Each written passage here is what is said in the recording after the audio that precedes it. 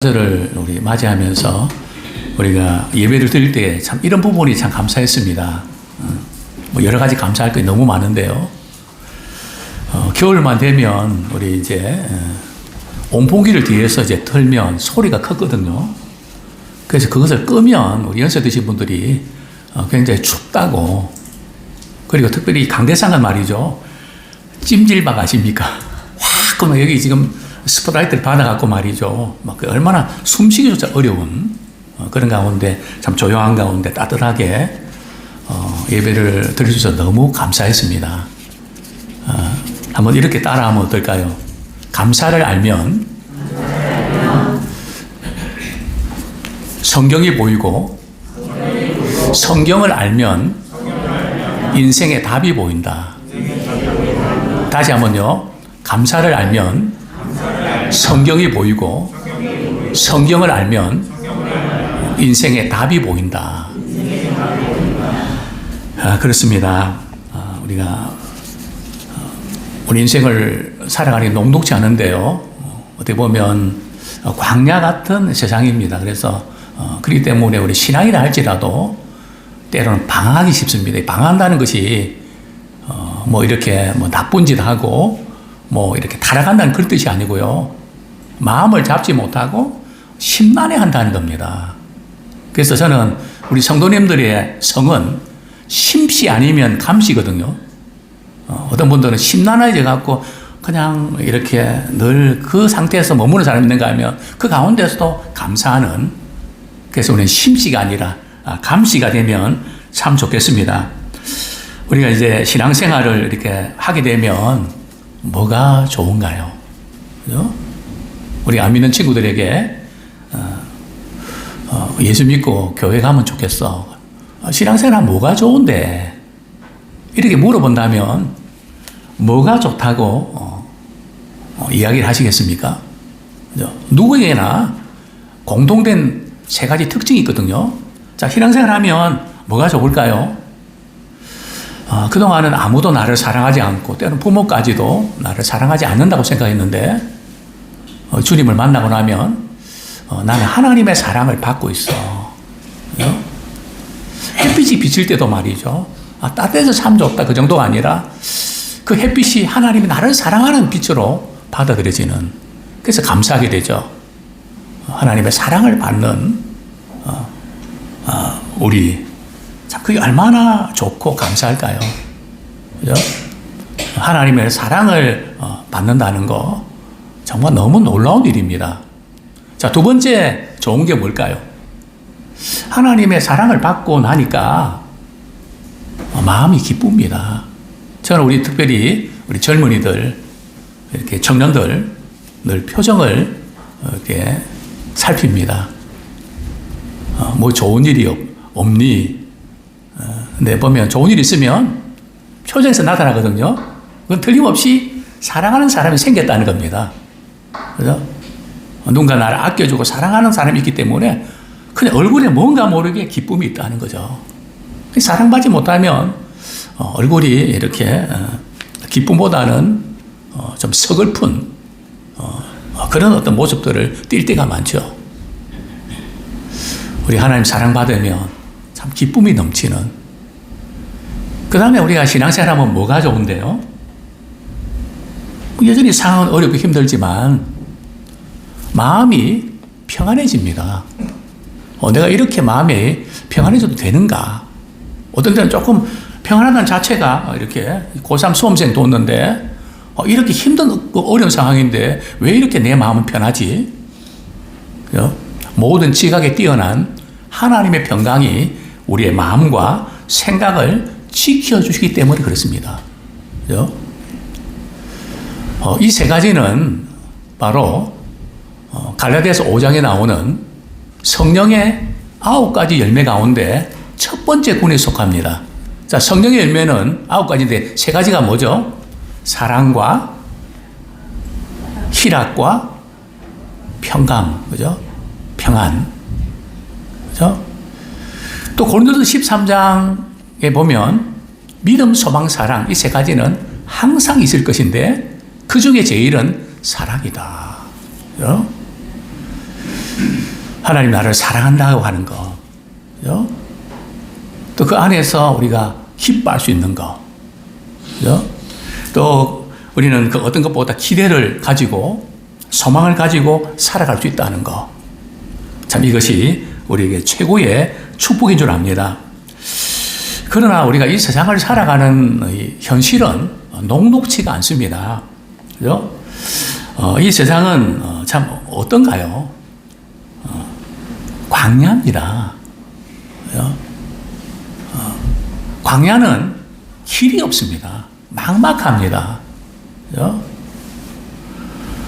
그래서 이 사막에서 말이죠.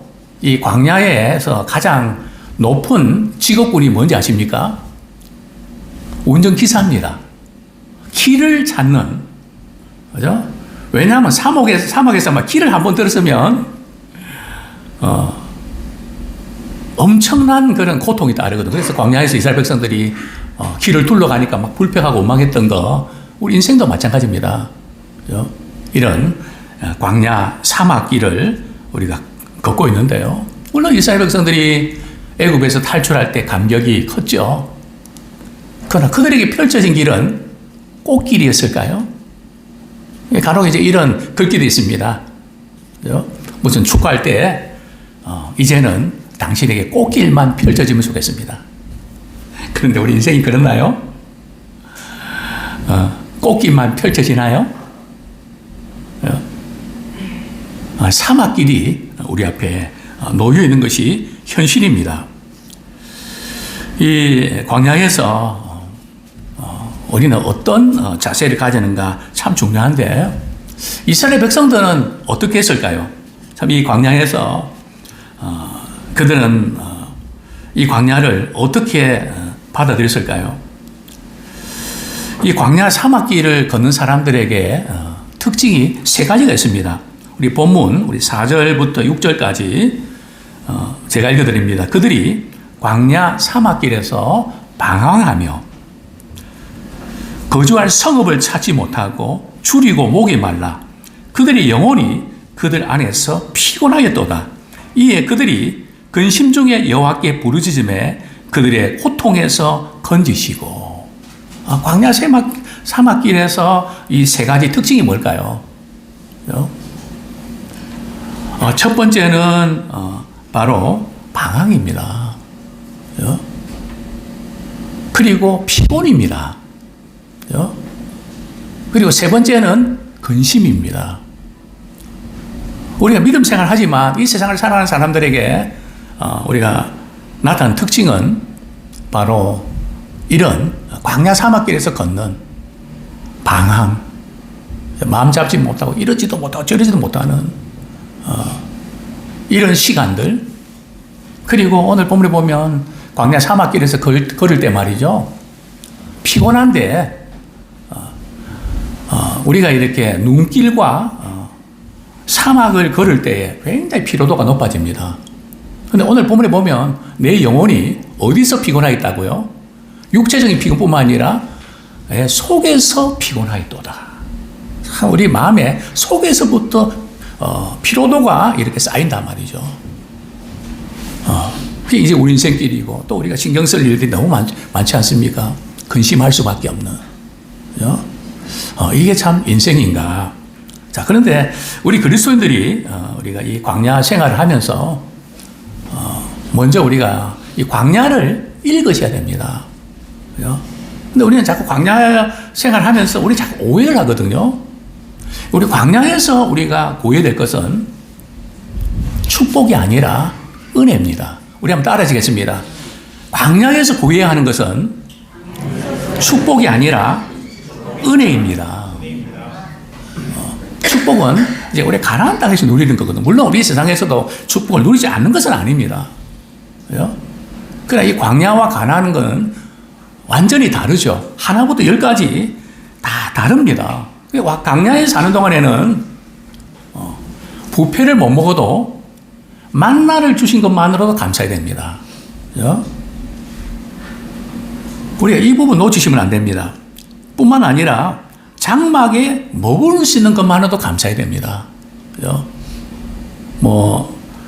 화려한 그런 숙소가 아니라 할지라도, 집이 아니라 할지라도 그저 장막에 머무를 수 있는 그것만으로도 감사해야 됩니다. 작은 그늘만 드리워도 우리가 쉴 수 있는 노랫나무 아래에서도 우리 감사하면 좋겠습니다. 광야에서 하루하루는 말이죠. 광야에서는 하루하루 살아가는 것이 감사합니다. 저는 이렇게 밤에 잠을 자고 아침에 이제 스마트폰이 말이죠. 몇 시입니다. 이렇게 시간을 알려줍니다. 눈을 뜰 때 저는 하나님 깨워주셔서 감사합니다. 지난 밤에도 깨지 못하고 죽음을 맞게 되는 분들이 얼마나 많을까요? 저는 그게 신기합니다. 참 정신없이 마치 죽은 것처럼 이렇게 잠을 자다가 아침에 딱 일어날 때 말이죠. 첫 마디가 하나님 깨워주셔서 감사합니다. 우리 옆에 있는 분들에게 그렇게 인사하면 좋겠습니다. 깨어 있어서 감사합니다. 우리가 하루 이렇게 한 주일 이렇게 만나는 거 우연 아니거든요. 참판이 기적입니다. 광야에서는 축복에 장마비를 기대해서는 안 됩니다. 매 순간순간 은혜에 우리 감사하는 마음을 가지고 우리가 살아내면 참 좋겠습니다. 저는 오늘 세 가지를 좀 말씀드리고 싶은데요. 첫 번째는 광야와 같은 이 세상에서 어떻게 감사할 수 있을까요? 목사님, 지금 내가 처한 상황은 너무 어렵고 힘들고 여러 가지로 꼬이고 답답한데 이런 상황 속에서 어떻게 감사할 수 있을까요?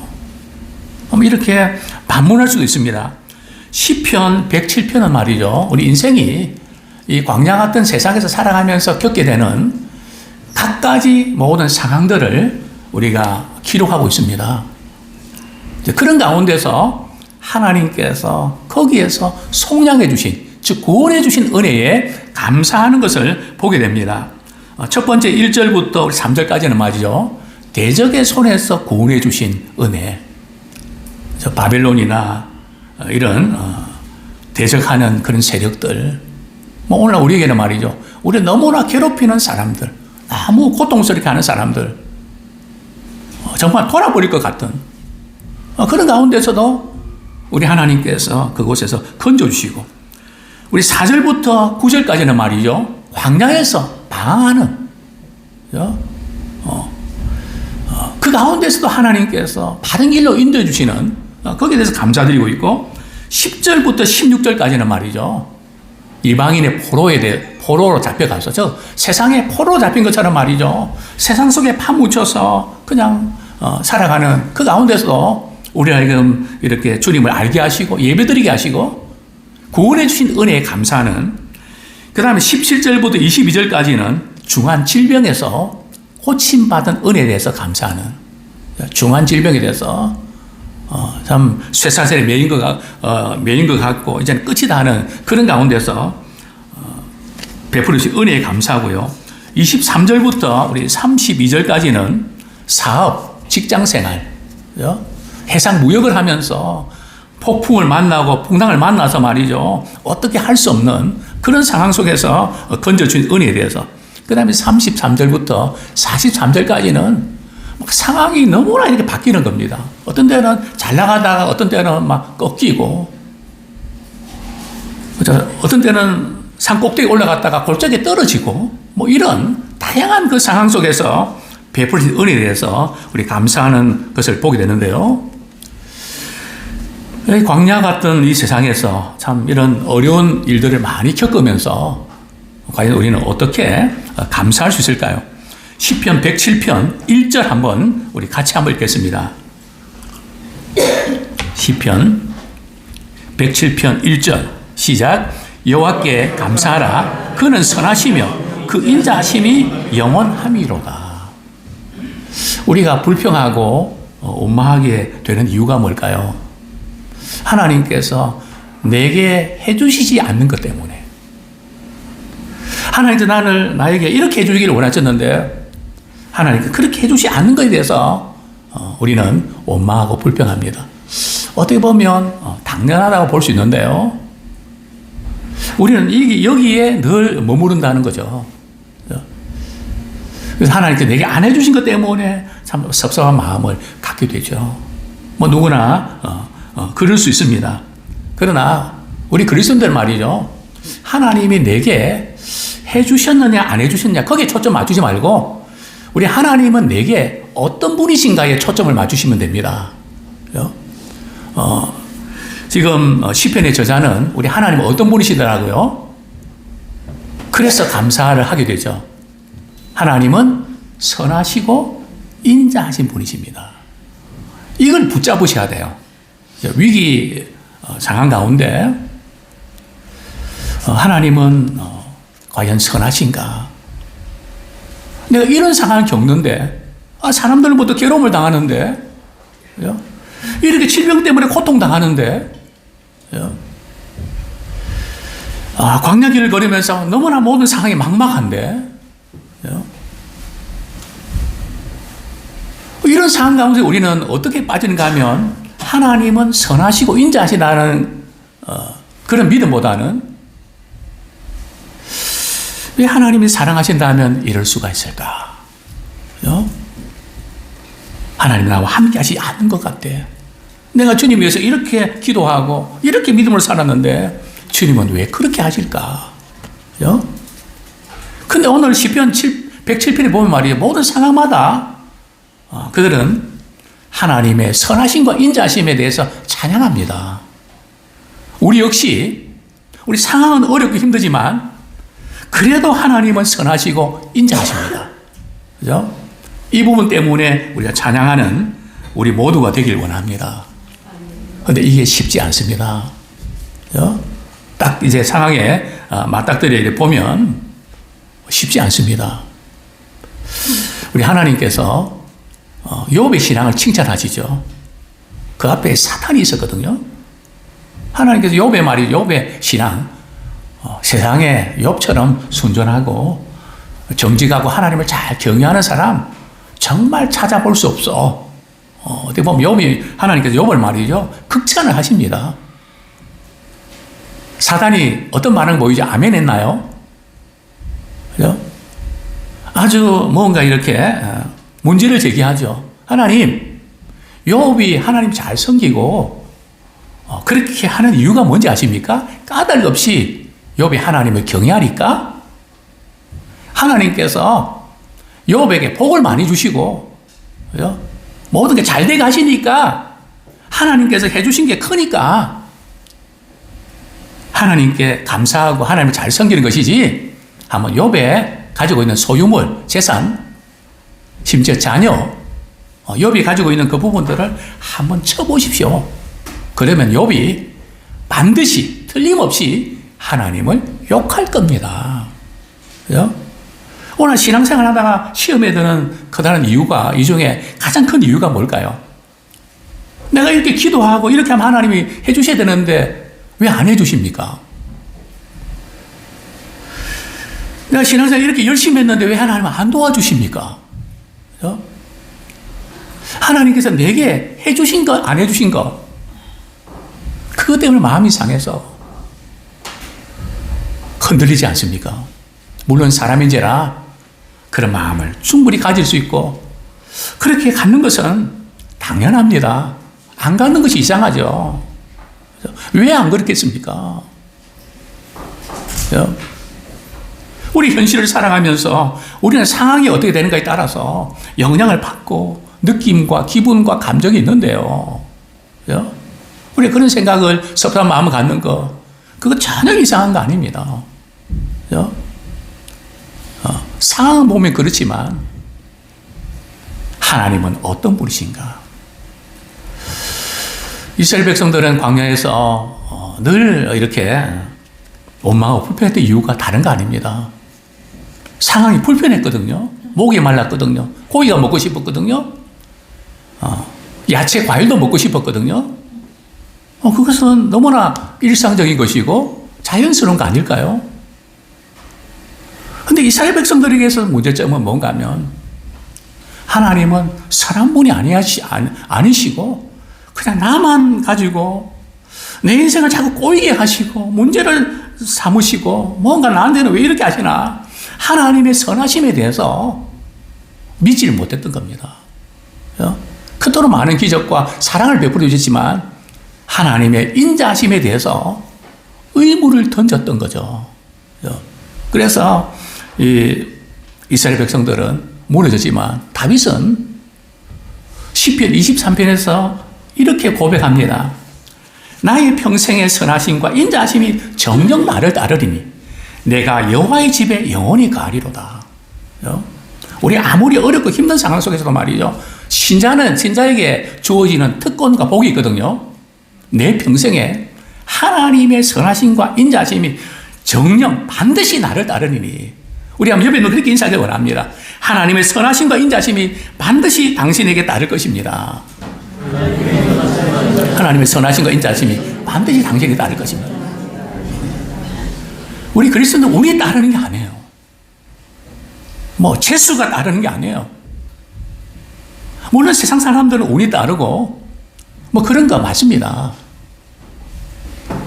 그러나 그 모든 것까지도 하나님이 주관하시거든요. 그래서 우리는 이걸 믿으셔야 돼요. 어떤 상황을 보면 막 원망불평이 나올 수밖에 없는 상황들 많지 않습니까? 그때마다 눈물을 이렇게 삼키면서 하나님 그럼에도 불구하고 하나님의 선하심과 인자하심이 반드시 내 인생에 따를 줄로 믿습니다. 여기에 우리가 승부를 거면서 믿음으로 꿋꿋하게 나가는 우리 모두가 되기를 소원합니다. 그러나 우리가 이렇게 하나님의 선하심과 인자하심을 믿고 나가지만 우리 현실을 살아내야 되잖아요. 우리 문제를 해결해야 되잖아요. 가정의 문제, 자녀 문제, 직장 문제. 여러 가지 우리가 풀어야 될 숙제들이 한두 가지 아니지 않습니까? 고통 중에서 해결의 실마리가 보이지 않을 때 우리는 어떻게 해야 될까요? 오늘 성경은 이렇게 말씀합니다. 시편 107편 우리 4절부터 6절까지 읽어드립니다. 그들이 광야 사막길에서 방황하며 거주할 성읍을 찾지 못하고 줄이고 목이 말라 그들의 영혼이 그들 안에서 피곤하였도다. 이에 그들이 근심 중에 여호와께 부르짖음에 그들의 고통에서 건지시고. 그렇습니다. 줄이고 목마르고 참 근심과 고통에 사로잡힐 때가 있죠. 자, 그럴 때에 우리 그리스도인들이 잘 안 되는 것이 있다면 기도합니다. 사실 힘들고 어려울 때에 어떤 다른 것으로도 해결의 실마리가 보이지 않을 때가 있습니다. 병원에서도 말이죠. 의사가 이것은 못 고칩니다. 현대의학으로는 불가능합니다.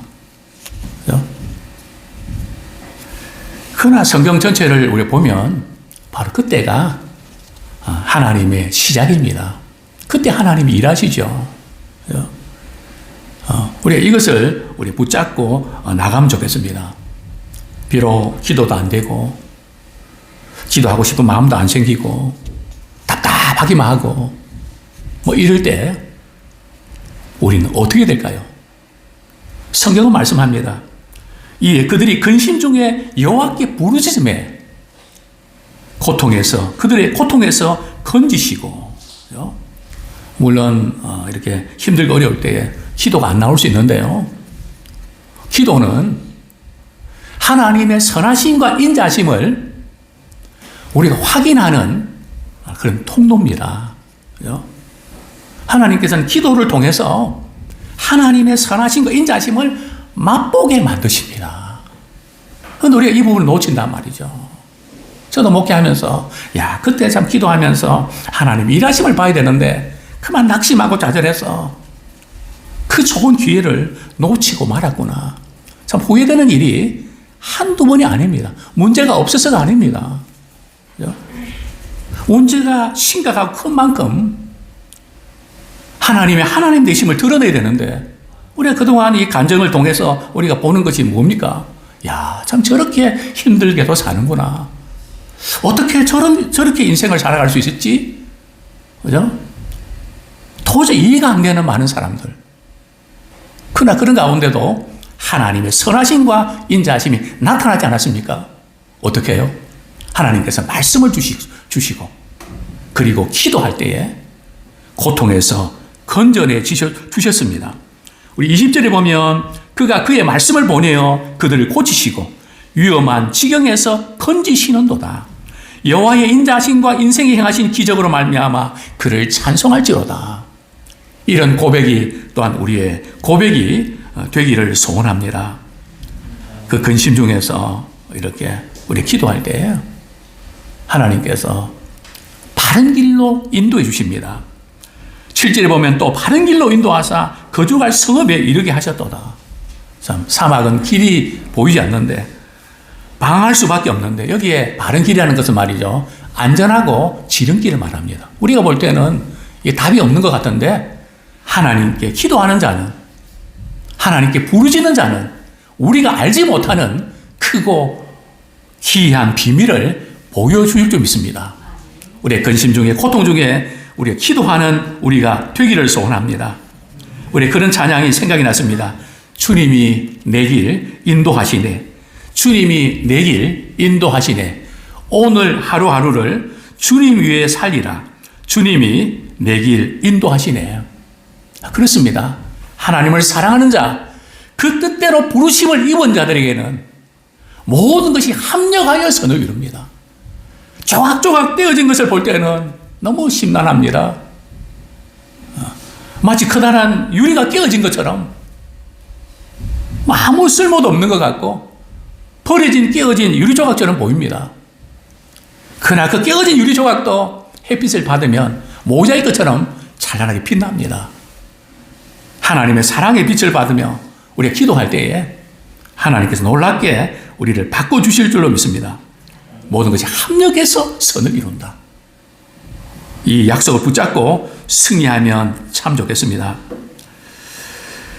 자, 그런데 우리 하나님께서 말이죠. 우리를 그 고통 중에 이렇게, 우리를 이렇게 근심할 수밖에 없는 상황으로 때로는 몰아가시는 경우들이 있는데요. 외통수라고.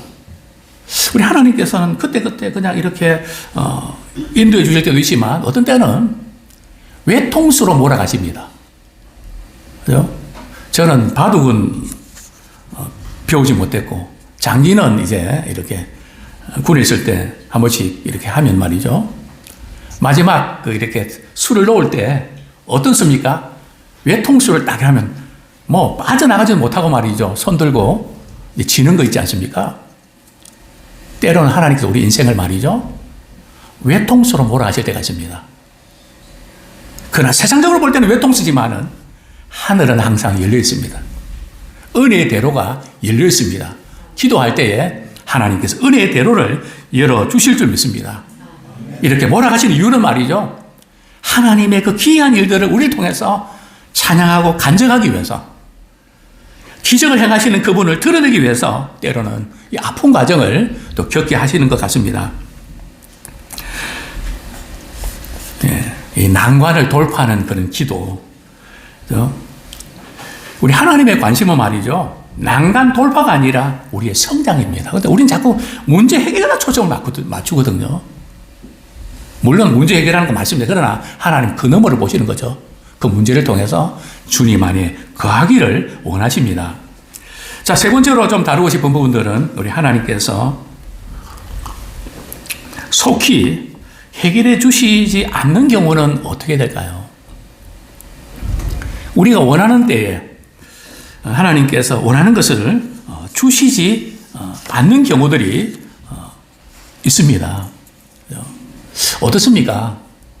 우리가 원하는 때에 우리가 원하는 것을 하나님이 주시면 좋을까요? 안 주시는 게 좋을까요? 뭐 이렇게 대답할 필요가 없죠. 우리가 원하시는 때 하나님께서 우리가 원하는 거 주시면 너무너무 좋죠. 근데 신앙생활 하면서 기도생활 하는 분들 어떻습니까? 우리 하나님이 그럴 때도 있지만 대부분의 경우는 안 그런 것 같습니다. 제가 좋아하는 그 어록이 있는데요. 내 속을 태우는구려. 나이 드신 분은 알 겁니다. 내 속을 태우는구려. 그죠?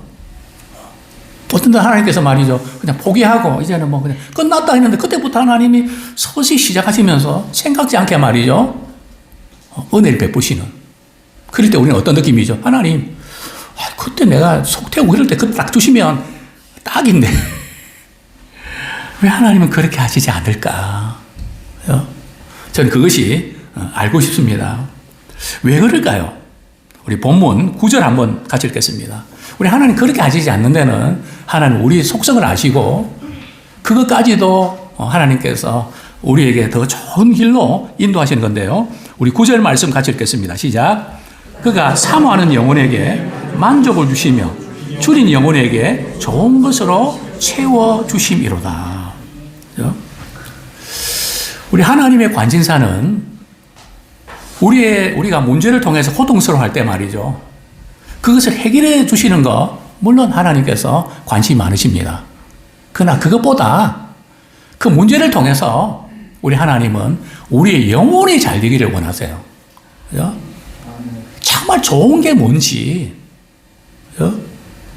사모하는 영혼에게 만족을 주시며, 우리가 돈으로 만족할 수 있을까요? 성공으로 만족할 수 있을까요? 그것만 해결되면 나는 그냥 아무런 것도 바라지 않는다. 그런데 과연 그럴까요? 진정한 만족은 어디 있을까요? 주님을 만날 때에, 주님이 은혜를 경험할 때에 우리가 하나님의 자녀가 될 때 주어집니다. 저에게 청소년 시절은 많이 힘들었습니다. 뭔가 채우지 않은 영혼에 구멍이 뻥 뚫린 것 같았습니다. 왜 이렇게 허전한지. 그죠? 정말 저는 열심히 공부하고 열심히 살았습니다. 그죠? 한 달에 30일이면 하루만 마지막 시험 때만 조금 쉬고 나머지 30일을 정말 새벽부터 밤늦게까지 영도다리를 다니면서 풀빵을 먹으면서. 그죠?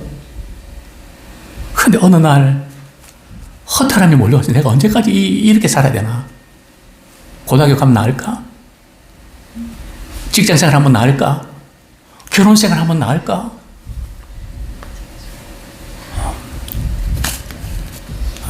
뭔가 채워지지 않는. 그래, 이상하게도 교회 와서 예배드리면 마음이 꽉 찬 것 같습니다. 예배드리고 찬양하고 봉사하고 하면 그날만큼은 뭔가 꽉 찬 것 같았습니다. 그래서 제게 월요일은 두려움의 날이었습니다. 하나님, 주일을 조금 연장시켜 주시면 안 돼요.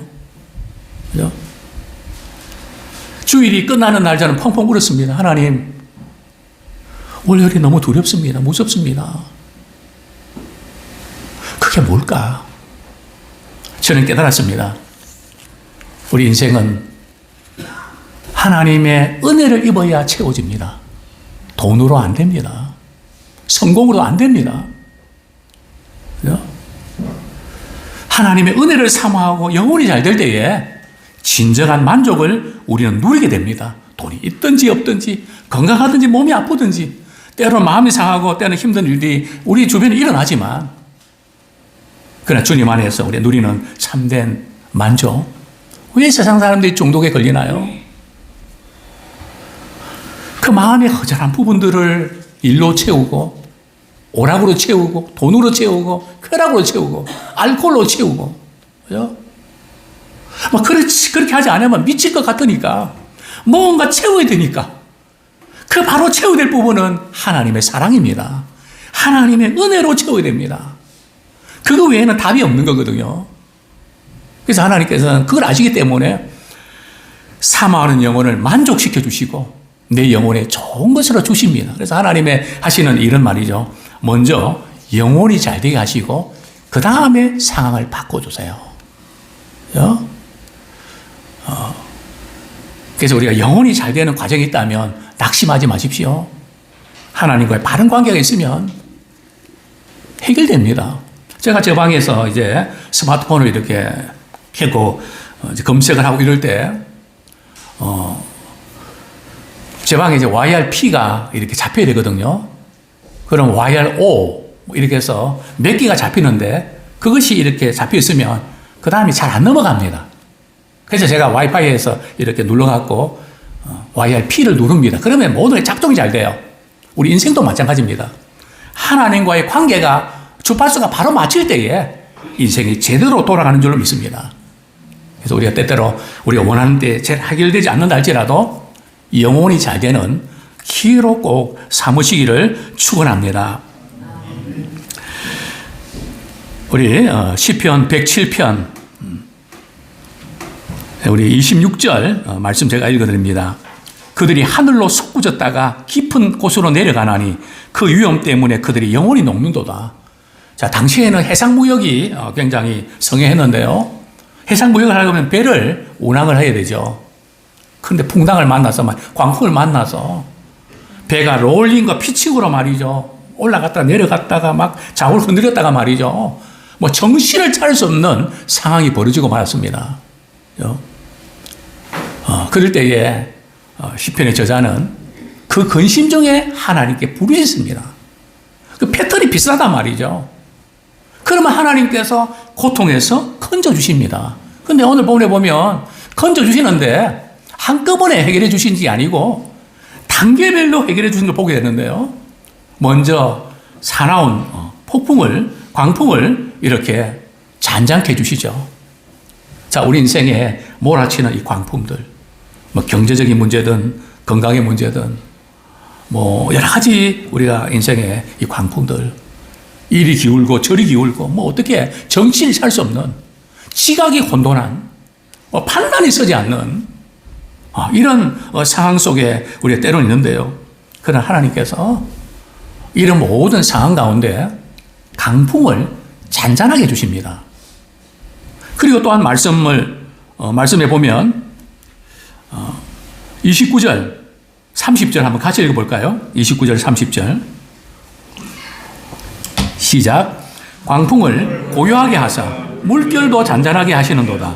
그들이 평온함으로 말미암아 기뻐하는 중에 여호와께서 그들이 바라는 항구로 인도하신도다.